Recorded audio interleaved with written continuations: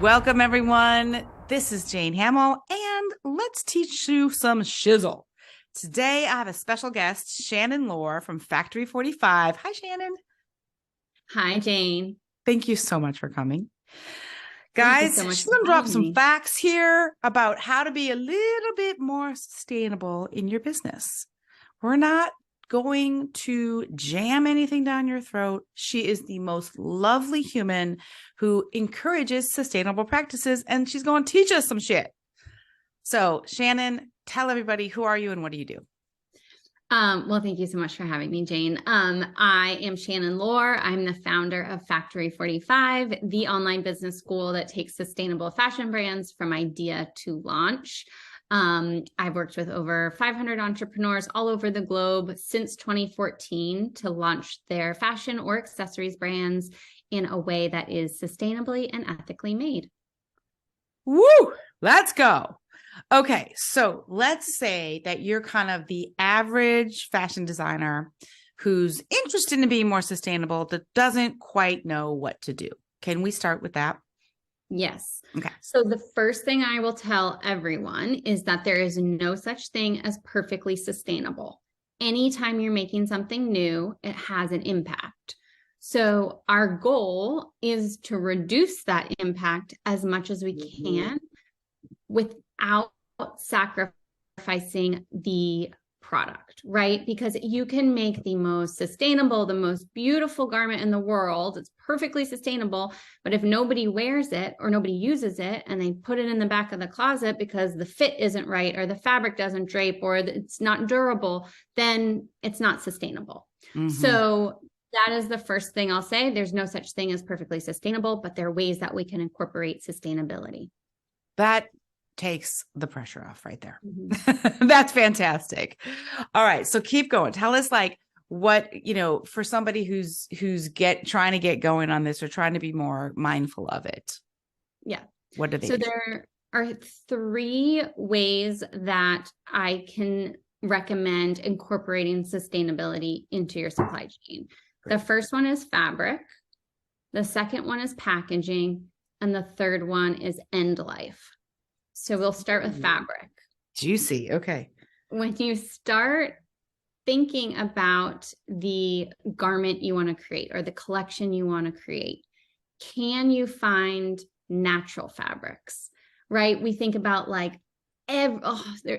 almost all of our fashion today, the fast fashion, conventional fashion is made out of polyester or synthetics. Mm-hmm. Polyester and synthetic fabric take up to 200 years to decompose in a landfill.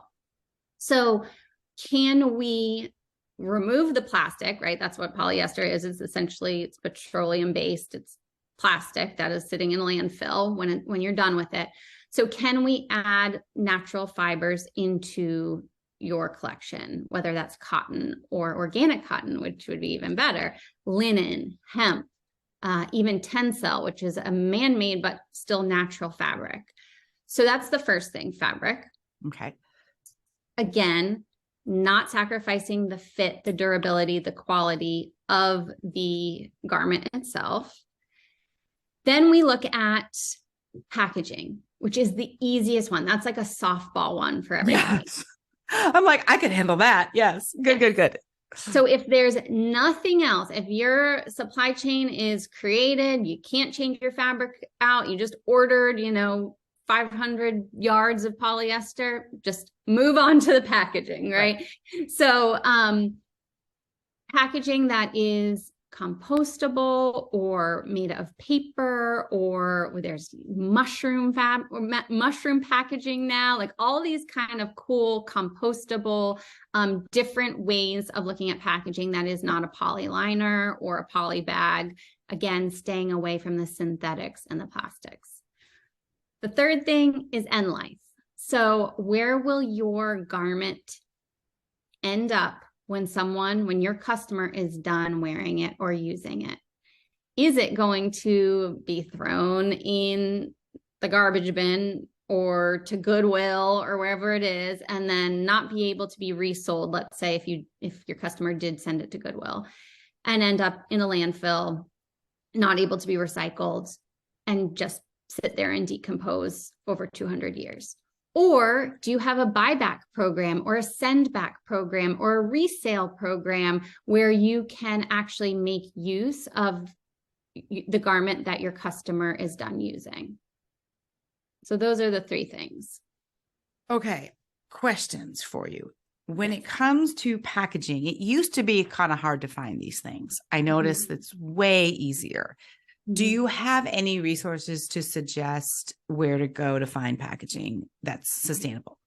Yeah, my favorite one is Eco Enclose. Yes. So give that to everybody. And then I think it's called No Issue. Yep. Is that's another it. one. Yeah. So those are like top two. Okay, fantastic. I noticed, so I live in Chicago, which is not like super sustainably minded as a whole.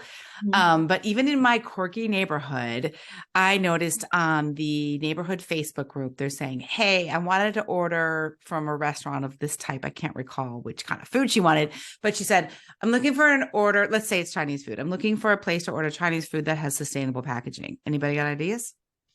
And this was like 2 years ago. And I was like, oh, shit is changing.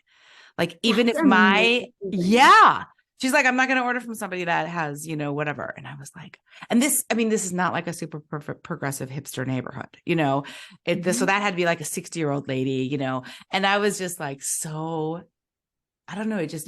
It made me think, oh, this really is happening. I mean, it's been happening. It's happening. I'm just saying, for the average Joe, they're even starting to notice these things. For sure. I think about when I was starting back in 2010, I was starting my own brand, and, we would say, oh, we're a sustainable fashion brand. And like, no one really knew what sustainable and fashion, like, why would you use those two words together? It's like kind of an oxymoron. What does that even mean? Whereas now I feel like, again, the average Joe like knows, or at least has heard the term sustainable fashion and has an idea of what it is. And tell me this. So this is going to be a dicey little topic. So I did a podcast maybe 4 years ago called No One Cares That Your Product is Sustainable. Okay. Did people not actually listen to that? No, they just saw the title and I got so much heat. But what I was saying was, I care your product is sustainable. Like, you should be sustainable. That's like saying, I'm a good mom. I gave my kids food today. Like, obviously, right? Like, okay, that's the bare minimum. You're trying to be sustainable. But it wasn't at the time of big, in my opinion, and the data of all the hundreds of designers I work with, it wasn't something that would really push the needle for someone to buy. People would lead with, I'm sustainable. You should buy me. And people were like, I don't fucking care. Does my butt look big? Right. Yes. So where are we with that right now? Oh my gosh. Yeah. It's so funny you bring that up, because I shared that episode like in our private Factory 45 group. No. No, I was with you. I say that. I still say that, even though like now, okay, we're like a little, people maybe care a little bit more. I always say sustainability cannot be your primary marketing tactic. It cannot be the thing that like, oh, we're sustainable, so just buy us because we're sustainable. It has to be, again, the product itself, the branding, the storytelling, just the messaging, all of that needs to focus on other things. Sustainability should just be a given, right? That's what we just do it because it's right. It's an inherent part of the business model, not because we're going to use it as a marketing method. It's like, oh yeah, of course we're sustainable because we live on the earth and our planet is burning. Yeah. For example. Yes. For example. But I was trying to be sort of clickbaity with that, but and it worked, believe me. But, and I'm going to stick with that because it does get people's attention, but it was so interesting to hear people say, they don't read, they don't listen. And then they just told me all the things that were bad about non-sustainable things. I'm like, girl, I know. I just like, you have to give me a lecture on, how to, so it was very interesting. But you definitely, like, you have been into this for so long and you know so much about it. So can we go back to fabric? So you mentioned cotton, organic cotton, linen, and tencel. You don't mention bamboo. Is that because there's a lot of chatter about bamboo? Tell me about bamboo. What's up?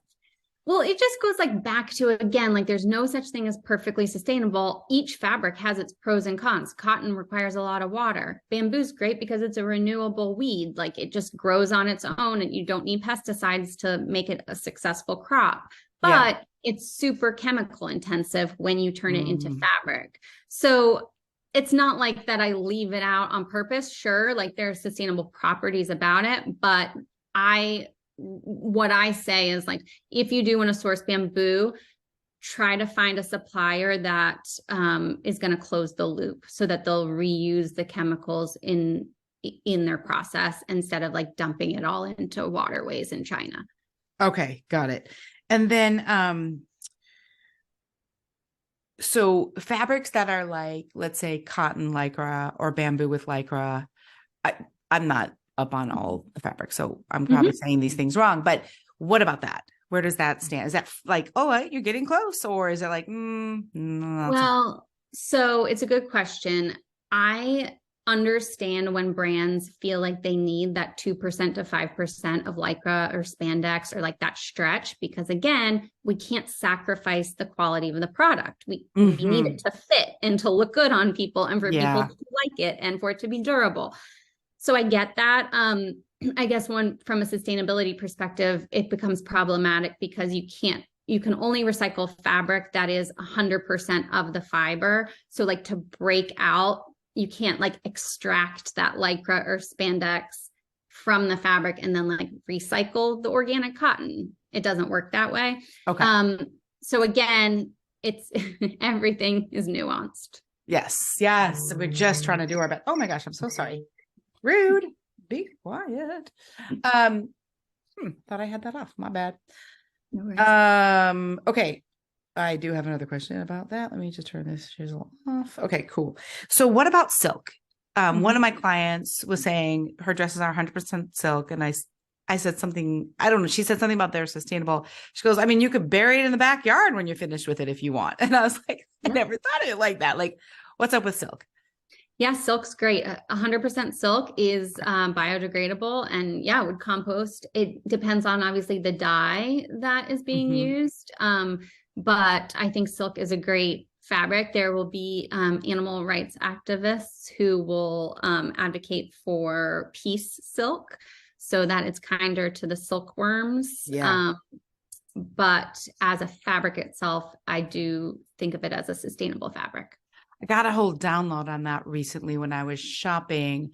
I think it was at the One of a Kind show in Chicago, like, where you can buy gifts and things around Christmas holidays. And somebody was saying, oh, but this silk is blah, blah, blah. And I kind of heard of it, but it was really interesting. We got to be nice to the silkworms. Yeah. Okay. And then for the third one, okay. Could you give me some examples or some actually, let's start with that. Are there any companies you think are doing a great job with a buyback, a send back, or a resale program? Yeah, For Now is a sustainable fashion brand. It's like a lot of basics. Oh, For Now. Yeah. I was like, you mean For Now, but they might not be later. Okay. It's called For Now. Hold on. Is it For Now? No, I'm confusing it. 4 Days. For Now is an incubator in Boston. 4 Days is the name of it. And they, sell lots of basics, but a lot of organic cotton, natural fiber fabrics, but they will send you a little like shipping bag that's pre-addressed, prepaid shipping to send your clothing back and they'll recycle it. Oh, wow. That costs them a lot. I know. I don't really know how that pans out in terms of numbers. It's a good point. But it's obviously not cheap. Get your priorities in order. Like, yeah. Another one actually that's making me think of that is Nikki, Knikey. It's an underwear brand, and they talk about like being dedicated to the cause. They will take your used underwear back of any brand and recycle it. Yeah. Wow. Yeah. I bet that's okay, there's so many things to unpack about that. I don't even know what to say. People must be sending them the weirdest shit. Like, I know. Well, you think about like even with Goodwill, right? Goodwill's whole thing is like, oh, we resell your gently used clothes. Like, no, most of it gets either recycled into like car upholstery or batting, car batting, or shipped overseas, which is a whole other conversation. But yeah, it's someone's got to do the textile recycling, I guess. so, oh Lord, that is a different day for another podcast that would make me depressed, probably more depressed. Okay, but let's say you do have closing. This is an aside, but like, you know, this is not going to be a buyback. This is a gift from my grandma, right? Or my mom or whatever. Like, yeah. What do you do with your clothes? Do you take them to Goodwill? The ones that you Yeah. don't know are like, you know. So if it is gently used and wearable and, you know, like it's in good condition, you can send it to Goodwill and it will probably get put into the retail part of the business model. Yeah. You do risk it being sent overseas, which again is a conversation for another day. It could also get recycled. That's like most of it gets recycled or broken down into, again, like industrial batting and car upholstery. My recommendation is a lot of cities are starting textile recycling programs. Like I know I used to live in Somerville, Massachusetts, and before we left, they had just started this, and they would like, you could request this like pink bag and you could put your clothing in this pink bag and they would pick it up. So more cities are starting that, which is amazing. I hope that goes like nationwide. Yeah. Along with like composting, if like every city could get it together to offer composting.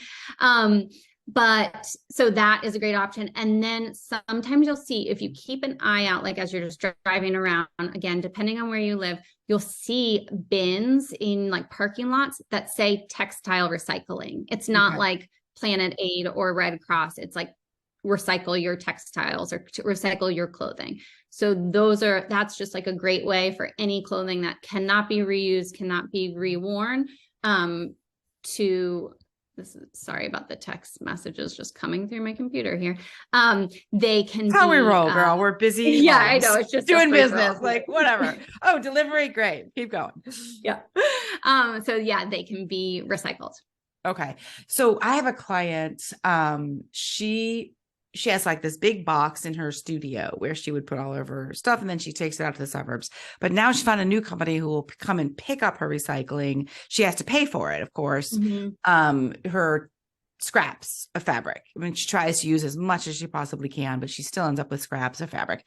And it's getting less expensive, I think. And they'll pick it up for you, which is pretty cool, right? Mm-hmm. Yeah. Yeah. Anything I should know on this front?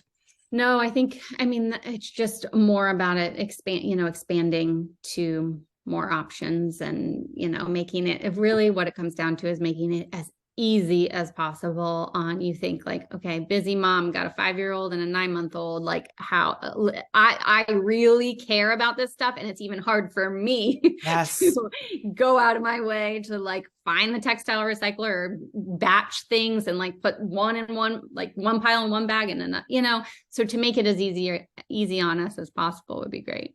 It's fascinating because I had a staycation. It was my birthday this weekend. It was super fun. Stayed downtown and my friend was treating. So we were staying at the Ritz. Okay. That would not have been the place I picked. I loved it. It was friend. Oh, girl. So many things. So anyway, I go work out and I don't see any cups. And so I take a water bottle and it says Ritz and it's all Ritzy. Whoa, see what I did there? And I'm finished with it and I only see a trash. So I go to the front desk and I say, do you have a recycle? And she goes, I'll take it for you. I go, do you have a recycle? And she goes, not here. I'm like, well, no. Okay. So then I'm just carrying it and I'm on my way to go out and get a coffee out in the world. And the guy who does the doorman stuff, he sees me with that. And, it's just whatever. It's a luxury hotel. So he sees it. He goes, do you want me to take that for you? And I go, do you have a recycle? And he goes, I'll take it for you. It's like, yep. I'm trying to recycle people. This is a luxury hotel. Why do you not have, like in the room, they had trash recycle, but nowhere in the hotel was trash recycle. And I was like, yep. And then how committed am I? Am I going to walk down the street with it? Keep going? Like how many times do I have to try it? I don't know. I've like just walked around with like bottle. I mean, I try to bring like a reusable water bottle, but of course there are times where, you don't have yours, and yeah, I'll walk around with, plastic bottle, just empty plastic bottle in my bag waiting for, but this happens at coffee shops. Like coffee shops you would think that are super like, they're selling all the organic, fair trade, all the things. And then they, don't have a recycling bin. Girl, it's interesting. I love that, that young, is it Greta? Who's the young girl who's yeah. Where she said years ago, I heard her say something like, well, where I come from, climate change is just like, a thing. And here it's apparently like controversial. Yes. She's like, it's a discussion like that. Like, what do you mean? It just is. It was just. Yeah. Girl. Oh, welcome to the US, Greta. Hello, baby. I could say lots, but we won't. Okay. So if somebody really wants to learn more and go a little deeper with you, tell me about something fabulous you have coming up, because I saw it pop up on my Instagram that you're doing a summit and I'm like all over it. Tell me about what are you doing? Yes. So Factory 45 is hosting the Fashion Business Summit. It is a 1-day online event. It's for 4 hours, so from 12 to 4 Eastern on Thursday, January 26th. And it's going to be cool. It's like no other event we've done before. I've done workshops before, but this is like 1 day where we're going to talk about like stepping into your entrepreneur mindset. I'm going to walk everyone through the roadmap to launching a sustainable fashion brand. We're going to talk to entrepreneurs who started their businesses while raising kids or started their brands while working a full-time job. People who started a fashion brand but didn't have a fashion background. So we're going to have all these different like panels and strategy sessions. We also put together this virtual gift bag, which is pretty cool, with the different like discount codes from industry like suppliers and other sustainable fashion brands. There's a bunch of free resources in there. So anyone who is interested, maybe you're in idea stage or early stage of launching a fashion brand and you want to do it in a sustainable and ethical way, it's a free event and you can sign up at factory45.co/summit. Factory45.co.summit and /summit. Sorry. And okay, so this is going to air before this. If they miss it, is there a replay or is there another spot? Just go to factory45.co and start reading the blog, watch the videos, podcasts, any special place you want to send them? There's so many free resources. We have a YouTube channel, Factory 45 YouTube channel. And then I have a podcast called Start Your Sustainable Fashion Brand. So tons of free resources. Boom. I would say, you guys, Shannon is one of, if not the expert in sustainable fashion. She's a true believer. She really believes and wants to help you. Okay. So head over factory45.co/summit. And it's free, right? Is it free? Free. Yeah. I was surprised when I saw it was free. I'm like, this is all free. Yeah.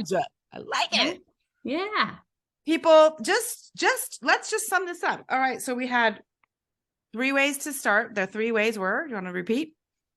Fabric. So natural fabrics, packaging. That's your softball one, the easy one to start. And then end life. So thinking about where your customer's clothing is going to end up that you've sold them. I have a client, she has a pretty big business, and she did a survey at the end of the year saying, hey, thank you. What a great year. We love you all. Because she does. And what would you like to see from us? Like, she asked it in a way that wasn't quite as vague. And they said more sustainable packaging. Like like it was the number one thing. It wasn't like we want new styles, we want this. They're like, it was in it. They're not wrong. She's doing her best, but it's not quite there yet. And she's in California, and these people are like, we want this. So I think we all sort of have packaging exhaustion, like because we're getting, everyone's getting these huge Amazon boxes with like a tiny little thing of like refill electric toothbrush heads. And then there's this like giant bubble wrap around it. Just like, I like to buy this certain kind of Prosecco. It's like non-alcoholic Prosecco. And I can't find it anywhere but Amazon. But can't even enjoy it at this point by the gigantic, it's packaged inside of packaging inside of this because it's wine and you might ruin it. I'm like, yeah. And then busy mom, you're like, well, do I just try to, like in this case, I'm not able to, but do I take the time and the energy and go across town to buy it because I don't want the packaging? It's like, yeah. first world problems. Right, that's kind right. of. Yeah. Well, whatever. But yeah. New topic. Is it really true? Yeah.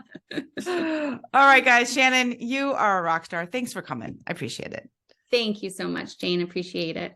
Guys, I will put these back in the show notes, back on the blog at fashionbrainacademy.com. So any links we mentioned of resources and also Shannon, where to sign up for her summit, that will be in the show notes. Talk soon. Have a great day. And thanks again.